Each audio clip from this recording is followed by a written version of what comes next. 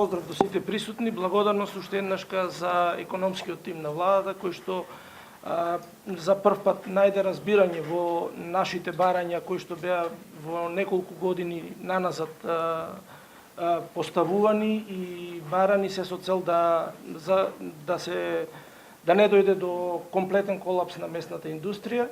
Најдоа разбирање и во моментов можеме со задоволство да кажеме дека дел од обврските што ги презедовме за после спроведувањето на мерките за зголемување на производството, за намалување на извозот и сите останати се со позитивни трендови и очекуваме тоа и понатаму да продолжи.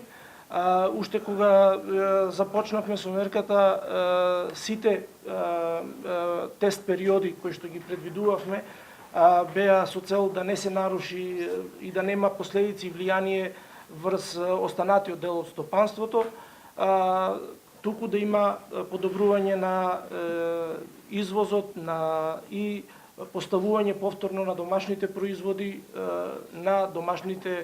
во домашните маркети.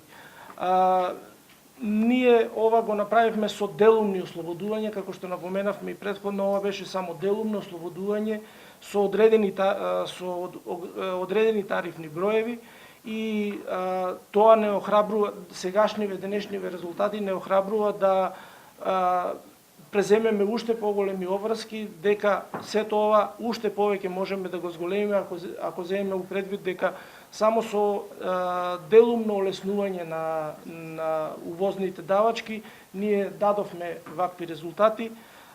Подготвени сме тоа да го побараме да биде уште попроширено со други тарифни броеви, со цел да што е можно повеќе се бориме со увозните производи од соседството и од европските земји. Ова го бараме во насока на усогласување со европските регулативи и за изедначување на условите на функционирање. Напоменувам, изедначување, не субвенционирање.